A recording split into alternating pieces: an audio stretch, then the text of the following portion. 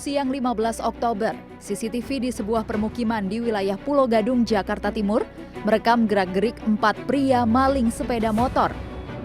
Setelah mengintai lokasi, salah satu pelaku mencoba merusak kunci kontak kendaraan.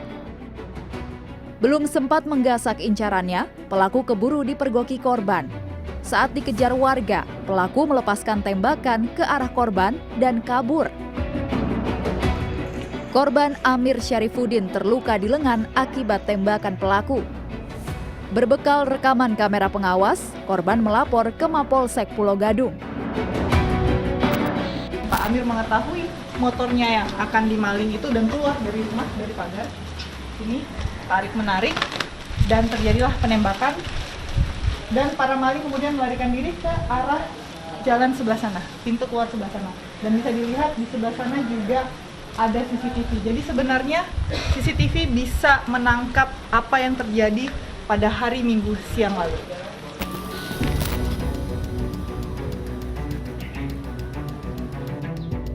CCTV juga merekam aksi seorang pencuri saat menggondol sepeda motor milik seorang warga Cempaka Baru, Kemayoran, Jakarta Pusat pada 16 Oktober. Tidak berhasil membongkar kunci kontak, pelaku lantas menggotong curiannya. Korban mengaku sudah melapor ke polisi. Respon polisi gimana, Mbak? Respon polisi bilang, saya harus masih nunggu olah TKP, BAP-nya masih nunggu karena banyak kasus kehilangannya juga, Mbak. Nah, Mbak, sambil nunggu polisi itu, Mbak ngelakuin apa aja maksudnya untuk mendapatkan Saya keadilan? share di FB, di media sosial, di Instagram, segala macam, Twitter juga. Respon netizen gimana? Itu dia banyak yang komen itu kalau pelakunya tuh sama persis, sama banyak sih yang komen seperti itu.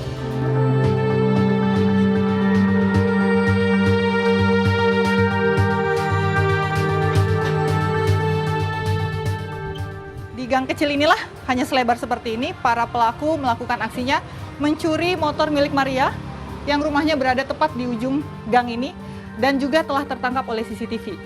Sayangnya polisi sampai sekarang belum melakukan olah TKP dengan alasan bahwa antrian kasus pencurian motor di wilayah Kemayoran sangat banyak.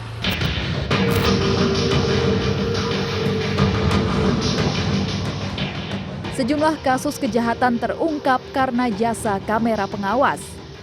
Seperti kasus pencurian ponsel milik pasien bidan di Kembangan, Jakarta Barat yang dilakukan sejoli pada 19 September 2023. Berkat rekaman CCTV yang menjadi viral ini, warga berhasil meringkus kedua tersangka. Kapolsek Kembangan Kompol Billy menyebut, rekaman CCTV jadi barang bukti untuk menyeret para tersangka ke sel tahanan.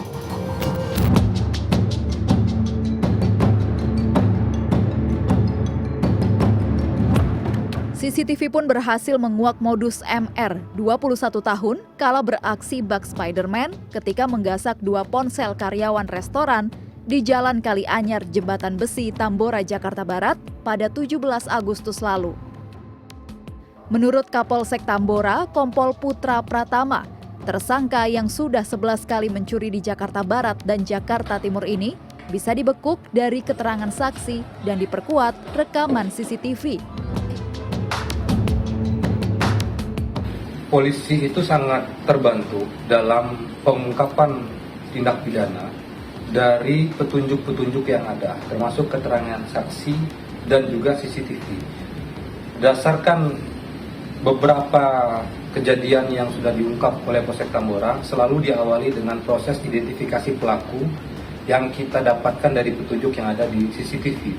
Karena saksi biasanya lupa ciri-ciri pelaku, tidak ingat bagaimana rupa pelaku, tapi CCTV itu sangat membantu.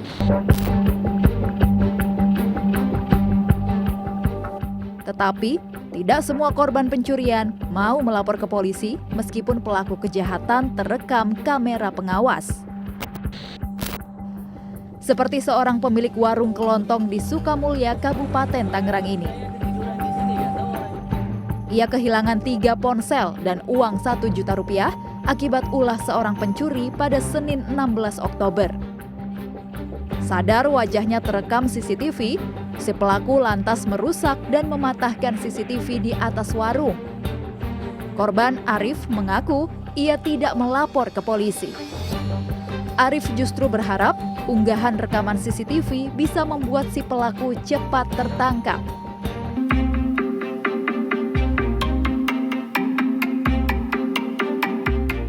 Dalam penyelidikan tindak kejahatan, barang bukti menjadi petunjuk yang dibutuhkan tim penyidik untuk mencari pelaku kejahatan. Salah satunya adalah penggunaan rekaman CCTV. Tetapi KUHP Pasal 184 Ayat 1 menyatakan, alat bukti yang sah adalah keterangan saksi, ahli, surat, petunjuk, dan keterangan terdakwa. Pasal ini tidak mengatur adanya CCTV sebagai alat bukti yang sah. Di sisi lain, penggunaan CCTV sebagai alat bukti diatur dalam Undang-Undang Nomor 11 Tahun 2008 tentang Informasi dan Transaksi Elektronik serta putusan Mahkamah Konstitusi Nomor 20 Tanggal 7 September tahun 2016. Meski bisa jadi alat bukti penunjang, keabsahan rekaman CCTV tetap harus dibuktikan melalui pemeriksaan ahli. Bahkan juga akan dianalisis oleh ahli, terutama ahli ahli internet, ahli elektronik itu. Ya, itu dia akan bisa menjelaskan gitu. Ya, apakah ini rekaman ini berupa rekayasa atau rekaman langsung atau apa. Nah, biasanya didatangkan juga ahli seperti untuk menganalisis informasi atau dokumen elektronik yang dijadikan alat bukti di pengadilan. Kini, CCTV seakan jadi perangkat wajib yang bisa menghadirkan rasa aman di masyarakat. Kalau untuk aman sih, kalau menurut kita ya, itu biasanya yang pakai decoder, yang pakai mesin. Karena kalau yang pakai wireless, itu kan biasanya kan misalkan amit-amit misalkan ada maling ngambil, itu diambil CCTV-nya, itu nggak ada rekaman, nggak ada bukti rekaman.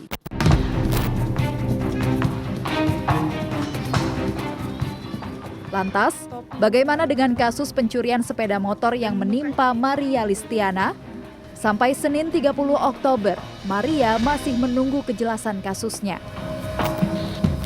CNN Indonesia telah berupaya menghubungi Polres Metro Jakarta Pusat, tetapi belum mendapatkan informasi karena penyidik yang menangani kasus Maria tidak berada di tempat. Irin Wardani, Yoga Aris, Jakarta.